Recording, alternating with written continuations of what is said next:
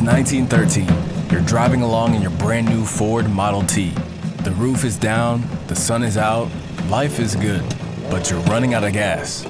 Luckily, the world's first gas station just opened up around the corner, so you pull in and fill up your car in seconds. This was a brand new concept at the time, and it planted a seed that would go on to change the world. The car market exploded, and soon more than 150,000 gas stations had been built all across the country, giving people the freedom to travel like never before. Since then, gas stations went from being dangerous fire hazards at the side of the street to ultra-efficient pit stops, pumping out 3 billion gallons of fuel around the world every day. We modeled the entire thing to show you the hidden engineering behind gas stations, the 100-year quest to master them, and the incredible mechanisms that make them work. In order to understand how gas stations work today, we need to go back to a time before they even existed. Most people didn't have cars yet, but kerosene was being widely used to power lamps and stoves. To get it, you'd go to a hardware store where an employee would pour it straight into a can and sell it to you. When cars started coming along, the kerosene would go from the store into a can, and the customer would pour it into their car using a funnel. This was slow and dangerous, and so there needed to be a safer and more efficient way to pour kerosene. That's when American inventor Sylvanus Bowser came up with the fuel pump. This was a hand-driven mechanism that squeezed kerosene from its container through a one-way valve and out of a nozzle on top. One full crank would dispense exactly 1 gallon of fuel. Soon, these pumps started being placed on city streets, allowing cars to be filled up conveniently by an attendant. But customers had no idea if they were actually getting all of the fuel they paid for. And so, a few years later, the visible fuel pump was invented. The attendant would first pump the fuel into a glass tank on top of the pump, measuring it to an exact amount.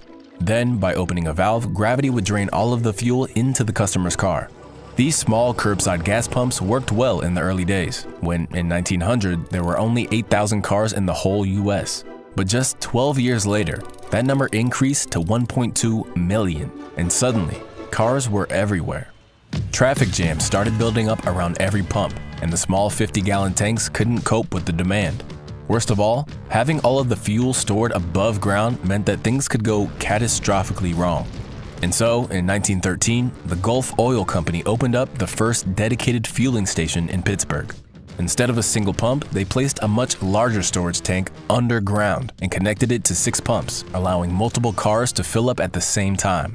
On its first day, it sold just 30 gallons of kerosene, but the word quickly spread, and by the end of the week, it was already selling 350 gallons per day for around 27 cents per gallon. Similar gas stations started opening up all over the country, and the car became the ultimate key to freedom. But by the 1920s, most cars had switched from kerosene to gasoline, since it burned more easily and was more efficient. But this caused a new problem: vapor. Kerosene had a flash point of 38 degrees, meaning that it wouldn't emit flammable vapor until it reached that temperature. But for gasoline, the flash point was negative 40 degrees, and so it was constantly emitting flammable vapor into the air. This vapor would build up inside the tanks and pollute the air whenever someone filled up their car. All it took was one small spark, and the customer would quickly become history. In order to turn gas stations from dangerous fire hazards into efficient self-service pit stops, some clever engineering had to happen. Up until this point, cars were always filled up by a trained attendant. But as competition started to rise, gas station owners were desperate to lower their prices. And so, in 1947, Frank Ulrich opened the first ever self-service gas station. By getting rid of the need for an employee, he was able to lower the cost of gas from 23 cents per gallon to just 18 cents per gallon, drastically undercutting the competition around him.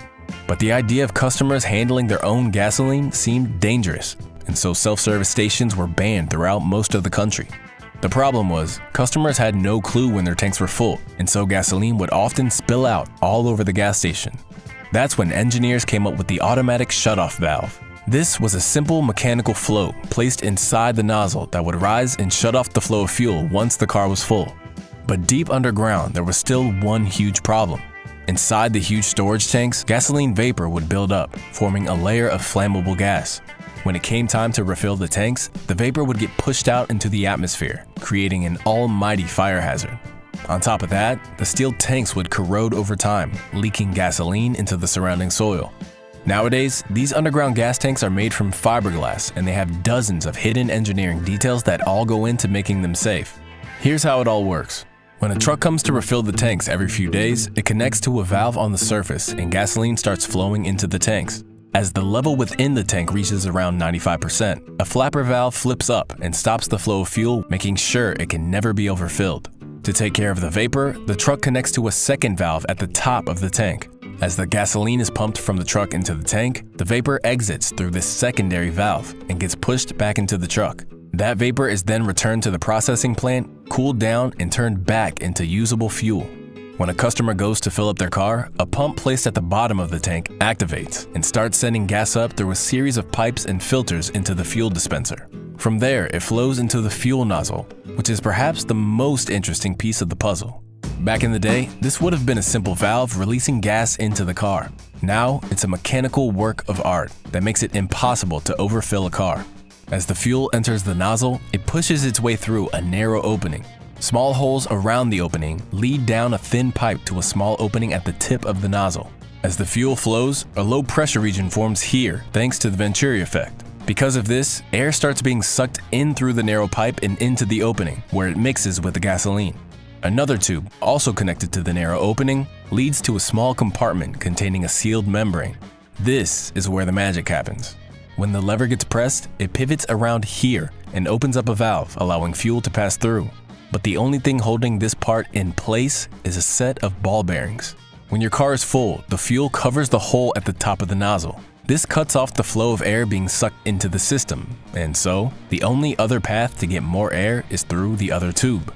But it's completely sealed, and so this negative pressure sucks the air out of the sealed compartment, creating a vacuum and lifting up the membrane. The ball bearings are now free to drop, causing the whole lever system to fall, closing the valve and cutting off the flow of fuel. After the 70s, cars became more efficient and required less trips to fill up, and so the number of gas stations started to decline. But thanks to 100 years of engineering, gas stations became safe and mundane.